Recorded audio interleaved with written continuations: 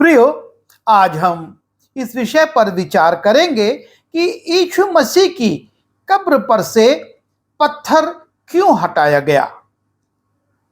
इस घटना का उल्लेख मत्ती, मरकुस, लूका, यूहन्ना चारों सुसमाचारों में है कि यीशु मसीह तीसरे दिन मृतकों में से जी उठे। और जब हम मत्ती उसके 28वें अध्याय के पहले और दूसरे पद को देखते हैं, वहां लिखा हुआ है, सप्त के दिन के बाद सप्ताह के पहले दिन पौ फटते ही मरियम मगदलीनी और दूसरी मरियम कब्र को देखने आई। और देखो, एक बड़ा भूंडोल हुआ, क्योंकि प्रभु का एक दूत स्वर्ग से उतरा और पास आकर उसने पत्थर को लुढ़का दिया और उस पर बैठ गया। और उसके बाद यीशु मसीह कब्र में से निकलते हैं, बाहर आते हैं। जो रोमी सैनिक वहां पर थे वो इस दृश्य को देखकर डर जाते हैं, स्त्रियां भी घबरा जाती हैं, पर ऐसा कुछ नहीं हुआ। लिखा हुआ है कि स्वर्गदूत ने पत्थर को लुढ़काया और वो उस पर बैठ गया। और इस स्वर्गदूत की सामर्थ्य को देखकर वहां पर उपस्थित रोमी सैनिक कांपने लगे और मृतक समान हो गए। स्त्रियां भी डर गईं। और तब वो स्वर्गदूत इन स्त्रियों से कहता है, जब हम मत्ती 28 के 5वें और 6वें पद में जाते हैं, स्वर्गदूत ने स्त्रियों से कहा कि तुम मत डरो, मैं जानता हूं कि तुम यीशु को जो क्रूस पर चढ़ाया गया था ढूंढती हो। वो यहां नहीं है, परंतु अपने वचन के अनुसार जी उठा है। आओ ये स्थान देखो जहां प्रभु पड़ा था। कब्र पर से पत्थर हटाया गया और स्त्रियां देख रही हैं, रोमी सैनिक देख रहे हैं कि कुछ नहीं हुआ। लेकिन स्वर्गदूत कहता है कि यीशु मसीह जी उठा है, और आओ और देखो वहां पर वो नहीं है जहां पर कि उसको रखा गया था। और तब प्रश्न उठता है कि कब्र पर से पत्थर हटाने के बाद यीशु उसमें से नहीं निकले। वो उसके पहले ही जी उठे थे और कब्र से निकल चुके थे। जब स्वर्गदूत ने पत्थर हटाया तब यीशु वहां पर नहीं थे, और स्वर्गदूत स्त्रियों से यही कहता है कि आओ और देखो, यहां पर तो यीशु मसीह नहीं है, तुम उसको ढूंढ रही हो लेकिन वो यहां नहीं है, अर्थात कब्र खाली है। तब सवाल उठता है कि यीशु कब्र से कैसे निकला।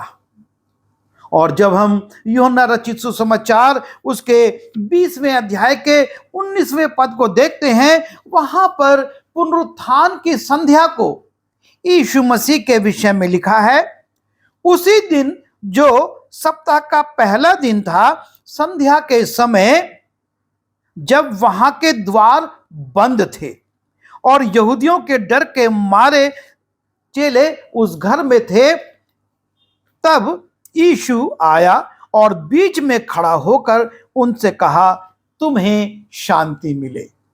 यीशु मसीह उस घर में कैसे प्रवेश किया जिसके सारे द्वार बंद थे और चेले अंदर थे? और लिखा है कि यीशु उनके बीच में आया और उनसे कहता है, तुम्हें शांति मिले। जिस प्रकार से यीशु मसीह इस घर में प्रवेश करता है, ठीक उसी प्रकार से यीशु मसीह कब्र में से भी निकल गया। वो कब्र जो चट्टान में खोदी गई थी और जिसके द्वार पर एक बहुत बड़ा पत्थर रख दिया गया था, और न सिर्फ पत्थर रखा गया था लेकिन रोमी गवर्नर की मोहर भी उस पर लगा दी गई थी, और उसके बावजूद यीशु मसीह जी उठा, और जी उठने के बाद वो कब्र से निकल गया।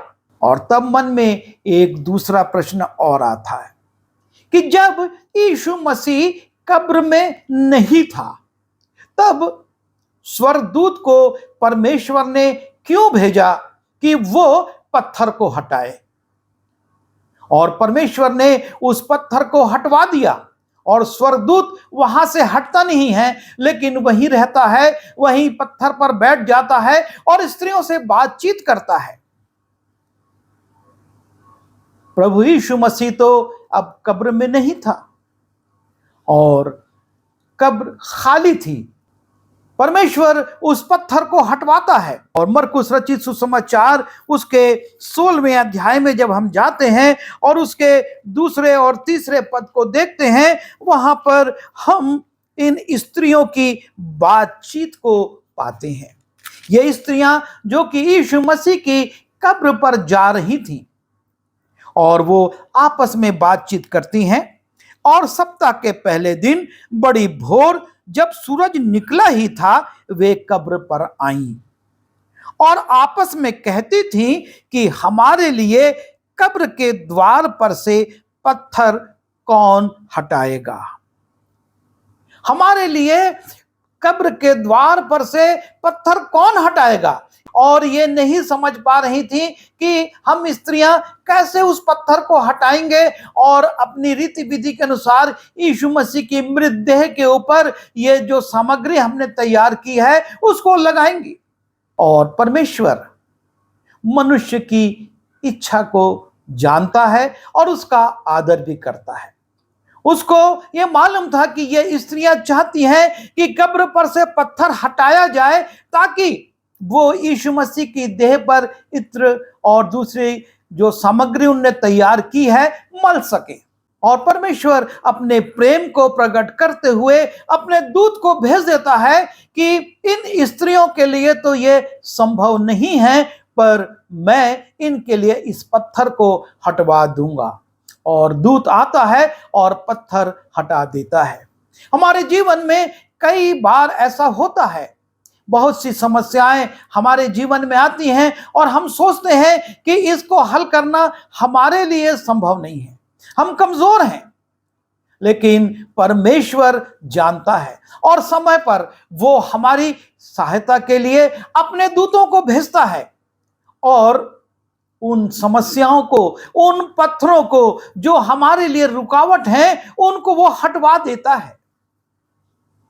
ये परमेश्वर का स्वभाव है, ये परमेश्वर का प्रेम है, ये परमेश्वर की दया है। और यहां पर भी हम जो पहली बात देखते हैं, पत्थर क्यों हटाया गया।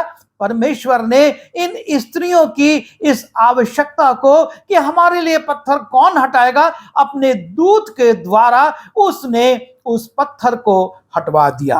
दूसरी बात हम यहां पर देखते हैं, परमेश्वर की सामर्थ यहां पर प्रकट होती है। जब हम मत्ती उसके 28वें अध्याय के 2 पद को देखते हैं, वहां पर हम इस वर्णन को पाते हैं, और देखो एक बड़ा भूंडोल हुआ, क्योंकि प्रभु का एक दूत स्वर्ग से उतरा और पास आकर उसने पत्थर को लुढ़का दिया।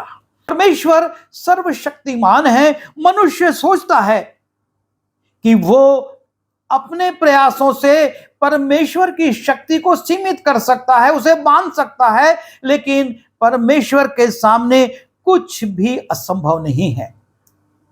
संसारिक दृष्टि से याजकों महायाजकों ने यीशु मसीह को मार दिया और उसको कब्र में रख दिया गया, और इस प्रकार से उस कब्र को बंद किया गया कि कोई साधारण व्यक्ति खोल नहीं सकता था। लेकिन परमेश्वर के लिए कुछ भी कठिन नहीं है, वो सर्वसामर्थी है।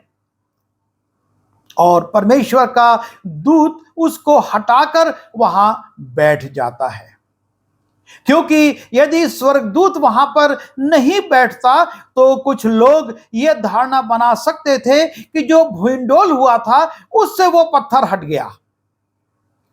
लेकिन परमेश्वर इस बात को प्रकट करता है कि यह काम कोई अकस्मात नहीं हुआ, कोई भूंडोल के कारण नहीं हुआ, लेकिन यह पत्थर उसने हटवाया है। मनुष्य सोचता है, वो प्रयास करता है, लेकिन परमेश्वर उसके ऊपर है और वो उस कार्य को पूरा करता है। जब हम मरकुस रचित सुसमाचार उसके 16वें अध्याय के 5वें और 6वें पद को देखते हैं, वहां पर लिखा है, और कब्र के भीतर जाकर उन्होंने एक जवान को श्वेत वस्त्र पहने हुए दाहिनी ओर बैठे देखा और बहुत चकित हुई। उसने उनसे कहा, चकित मत हो, तुम यीशु नासरी को जो क्रूस पर चढ़ाया गया था ढूंढती हो, वो जी उठा है, यहां नहीं है। देखो, यही वो स्थान है जहां उन्होंने उसे रखा था। दूत वहां पर उपस्थित हैं इस बात को बताने के लिए कि ये जो घटना घटी और ये जो पत्थर हट गया, इसके बाद किसी मनुष्य ने आकर यीशु मसीह को नहीं ले गया है।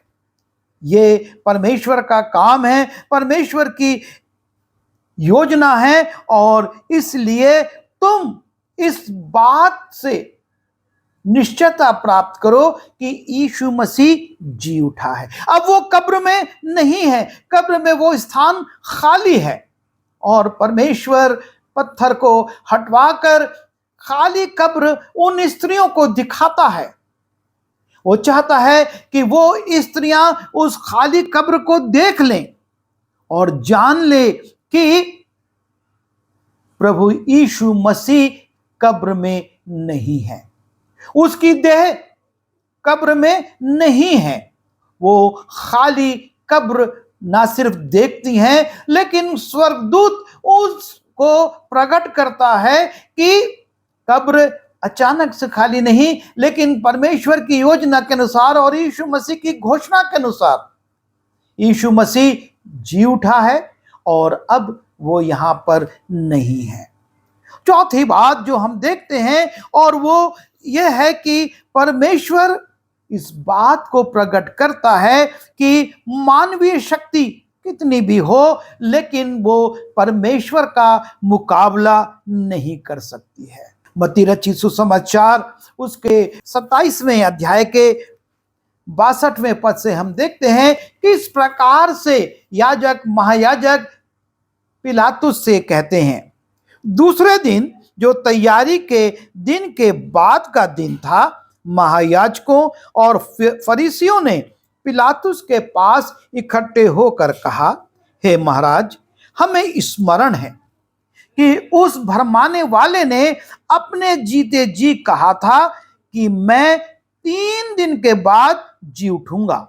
सो आज्ञा दे कि तीसरे दिन तक कब्र की रखवाली की जाए, ऐसा ना हो कि उसके चेले आकर उसे चुरा ले जाएं और लोगों से कहने लगे कि वो मरे हुए में से जी उठा है। तब पिछला धोखा पहले से भी बुरा होगा। पिलातुस ने उनसे कहा, तुम्हारे पास पहरुए तो हैं, जाओ अपनी समझ के अनुसार रखवाली करो। सो वे पहरुओं को साथ लेकर गए और पत्थर पर मुहर लगाकर कब्र की रखवाली की।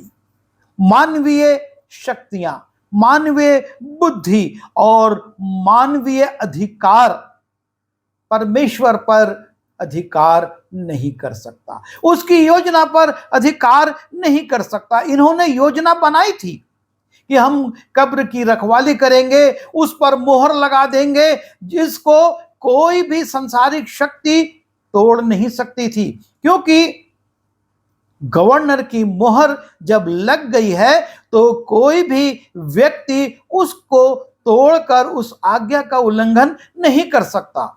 और उन्होंने वहां पर पहरवे बैठा दिए ताकि पहरवे इस बात को देखें कि कब्र के पत्थर से कोई छेड़छाड़ ना करे।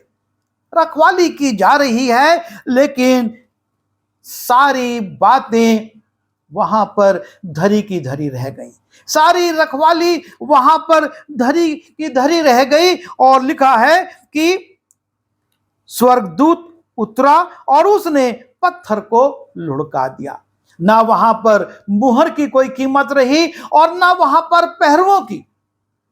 तुम जो कर सकते हो कर लो मानवीय शक्ति से, लेकिन परमेश्वर के योजना में तुम दखल नहीं दे सकते। परमेश्वर ने जो योजना बनाई है उसको कोई बदल नहीं सकता।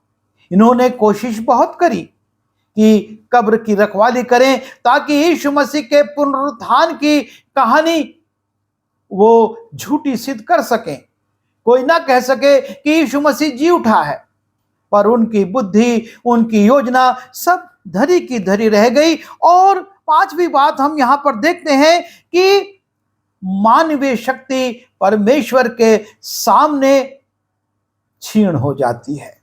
ये रोमी सैनिक थे, बहुत वीर होते थे, लेकिन जब परमेश्वर का एक दूत आता है तो इतने सारे सैनिक जो रखवाली कर रहे थे उनके लिए लिखा है कि वो कांपने लगे।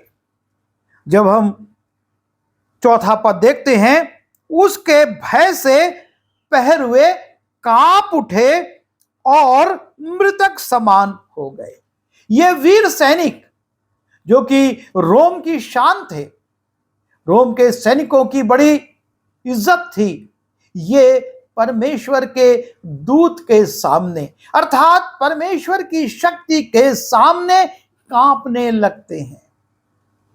इतना भयभीत हो जाते हैं कि इनके हाथ पैर नहीं हिल पाते, ये स्वर्गदूत का मुकाबला नहीं कर पाते। इनके पास भाले होंगे, इनके पास तलवारें होंगी, जो भी उनके हथियार थे वो उनके पास थे, लेकिन सब व्यर्थ हो गया। वो कोई हथियार परमेश्वर के दूत पर नहीं चला सके। परमेश्वर ने दिखाया कि मैं जो करना चाहता हूं उसको जब मैं करता हूं तो मनुष्य की कोई शक्ति उस पर प्रबल नहीं हो सकती, बल्कि मृतक के समान हो गए। परमेश्वर ने उस पत्थर को हटवाकर एक बार फिर गवर्नर की मुहर को लज्जित किया कि मेरे सामने इस मुहर का कोई महत्व नहीं है।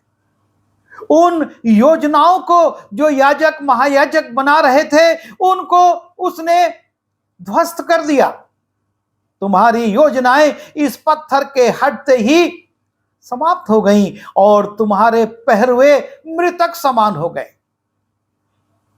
पत्थर हटा दिया गया इसलिए कि उनको मालूम हो कि हमारे प्रयास जो मानवीय प्रयास हैं और हमारी शक्ति जो मानवीय शक्ति है परमेश्वर के सामने कुछ भी नहीं है। हम परमेश्वर के सामने कोई भी महत्व नहीं रखते हैं। पत्थर इसलिए भी हटाया गया कि स्त्रियां कान की सुनी हुई गवाही नहीं पर आंख की देखी हुई गवाही दें। स्वर्गदूत उनसे कहता है तुम आओ। उसके 28वें अध्याय के 5वें और 6वें पद को देखते हैं, लिखा हुआ है, स्वर्गदूत ने स्त्रियों से कहा तुम मत डरो, मैं जानता हूं कि तुम मसीह को जो क्रूस पर चढ़ाया गया था ढूंढती हो। वो यहां नहीं है परंतु अपने वचन के अनुसार जी उठा है। आओ यह स्थान देखो जहां प्रभु पड़ा था। तुम उस स्थान को देखो अपनी आंखों से कि यीशु मसीह जहां पर पड़ा था वो स्थान खाली है और शीघ्र जाकर उसके चेलों से कहो। ना सिर्फ तुमको देखना है लेकिन तुमको एक गवाही देना है कि उसके चेलों से कहो कि वो मृतकों में से जी उठा है और देखो वो तुमसे पहले गलील को जाता है, वहां तुम उससे मिलोगे, तुम वहां पर उसका दर्शन पाओगे। अब तुमको स्वर्गदूत से सुनी हुई बात नहीं पर अपनी आंखों से, जब हम चारों सुसमाचारों को पढ़ते हैं हम हर जगह यही पाते हैं कि स्वर्गदूत उनको आमंत्रित करते हैं आओ और वो स्थान देखो। पतरस आता है और यीशु मसीह का एक प्रिय चेला और आता है, कब्र में उतरते हैं, देखते हैं कब्र खाली है, वो संसारिक वस्त्र जो यीशु मसीह पर लपेटे गए थे वो वहां है लेकिन यीशु मसीह नहीं है। परमेश्वर ये चाहता है कि हम सुनी हुई गवाही ना दें और पत्थर इसलिए हटा दिया गया कि स्त्रियों को स्वर्गदूतों के द्वारा बताया गया है, ये ना कहना पड़े कि हमको स्वर्गदूत मिला था और उसने कहा है कि यीशु जी उठा है। हमने अपनी आंख से कब्र को देखा है और उसमें उस वस्त्र को छोड़कर जो यीशु मसीह पर लपेटा गया था कुछ नहीं है। यीशु मसीह की देह वहां पर नहीं है। वो कोई साधारण कब्र नहीं थी, पत्थर में खोदी गई कब्र थी और उस पर कोई साधारण पत्थर नहीं रखा गया था। इतना बड़ा पत्थर था कि उसको सरकाना आसान नहीं था और उस पर मुहर भी थी और पहरा भी था। लेकिन स्वर्गदूत पत्थर को हटाकर स्त्रियों को यह मौका देता कि तुम अपनी आंख से देख लो, यीशु मसीह जी उठा है। अब तुम्हारी साक्षी केवल होठों की नहीं है, सुनी सुनाई नहीं है, लेकिन तुम्हारी साक्षी देखी हुई है कि यीशु मसीह जी उठा है। अंतिम बात, यदि पत्थर कब्र पर रखा रहता और यीशु मसीह अपने चेलों के पास जाते और चेले दूसरों को कहते, या यीशु मसीह जैसे दूसरों पर प्रकट हुए और करीब 500 लोगों से मिले, उनसे मिलते और कब्र पर पत्थर होता तो लोग ये कहते कि ये कोई डुप्लीकेट यीशु है। जिस यीशु को क्रूस पर लटकाया गया था वो तो कब्र में है और कब्र का पत्थर मुहर लगाकर बंद कर दिया गया है और उस पर पहरा है, और ये कोई और व्यक्ति हमसे धोखा देकर कह रहा है कि मैं यीशु हूं। इस बात की पूरी संभावना थी यदि पत्थर नहीं हटाया जाता, कब्र पर पत्थर वैसे ही होता तो लोग यही धारणा बनाते। यीशु मसीह का शिष्य थोमा इसी बात को कहता है। जब हम यूहन्ना उसके 20वें अध्याय के 24वें पद को देखते हैं, परंतु 12 में से एक व्यक्ति अर्थात थोमा जो दिदुमुस कहलाता है, जब यीशु आया तो उनके साथ ना था। जब और चेले उससे कहने लगे कि हमने प्रभु को देखा है, तब उसने उनसे कहा, जब तक मैं उसके हाथों में कीलों के छेदों को ना देख लूं और कीलों के छेदों में अपनी उंगली ना डाल लूं और उसके पंजर में अपना हाथ ना डाल लूं, तब तक मैं प्रतीति नहीं करूंगा। एक शंका की बात आ गई। उसके साथ के चेले उसको कह रहे हैं, यीशु आया था, हम उससे मिले हैं, हमने उसको देखा है। लेकिन थोमा कह रहा है, जब तक मैं अपनी उंगलियों को उसकी हथेली के छेदों में ना डाल लूं, उसके पंजर में अपने हाथ को ना डाल लूं, मैं विश्वास नहीं करूंगा। तो यदि कब्र पर पत्थर होता तो कौन विश्वास करता कि यीशु मसीह जो दर्शन दे रहे हैं, जो चेलों से मिल रहे हैं, वो सही है। पर जब पत्थर हट गया, कब्र में दिखने लगा कि वहां पर यीशु मसीह नहीं है और यीशु मसीह चेलों से मिलते हैं, तो इनको विश्वास होता। चेले यीशु मसीह को देखते हैं, मिलते हैं, विश्वास करते हैं। पर जब थोमा इस बात को कहता है, यीशु मसीह उससे कहते हैं, 8 दिन के बाद उसके चेले फिर घर के भीतर थे और थोमा उनके साथ था और द्वार बंद थे। तब यीशु ने आकर बीच में खड़ा होकर कहा, तुम्हें शांति मिले। तब उसने थोमा से कहा, अपनी उंगली यहां लाकर मेरे हाथों को देख और अपना हाथ लाकर मेरे पांजर में डाल और अविश्वासी नहीं परंतु विश्वासी हो। यह सुन थोमा ने उत्तर दिया, हे मेरे प्रभु, हे मेरे परमेश्वर। यीशु ने उससे कहा, तूने तो मुझे देखकर विश्वास किया है। धन्य है जिन्होंने बिना देखे विश्वास किया है। कब्र पर से पत्थर हटना बहुत जरूरी था ताकि किसी भी प्रकार के अविश्वास की बात, कोई भी भ्रांति ना फैलने पाए। और परमेश्वर मनुष्य के स्वभाव को जानता है। वो जानता है कि मनुष्य के मन में वो दुष्ट शंकाओं को डालेगा, और इसलिए उसने अपने दूत के माध्यम से उस पत्थर को हटवा दिया, स्त्रियों को वो खाली स्थान दिखाया। इस बात के गवाह वो सैनिक भी थे और उन्होंने भी जाकर बताया। भले उनको रिश्वत दी गई कि तुम झूठ बोलना कि हम सो रहे थे और चेले चुरा कर ले गए। किसकी हिम्मत थी कि गवर्नर की मुहर को तोड़ता, पर परमेश्वर ने उसको तोड़ दिया और यीशु मसीह जी उठे हैं, इस बात की साक्षी सारे लोग देने लगे।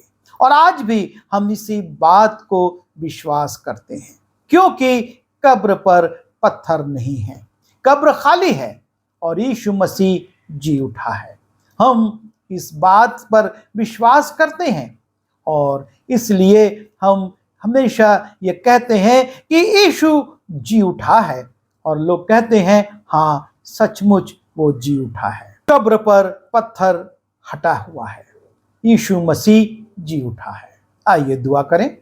प्रभु जी, धन्यवाद देते हैं कि आपने कब्र के बंधन को तोड़ दिया और आप जी उठे, और पत्थर को इसलिए हटवा दिया कि संसार में अविश्वास नहीं पर विश्वास बढ़े और लोग जाने कि आप जीवित हैं और आज भी उनके लिए कार्य कर रहे हैं, उनके लिए प्रार्थना कर रहे हैं और स्वर्ग पर से एक बार फिर आएंगे हमको ले जाने के लिए।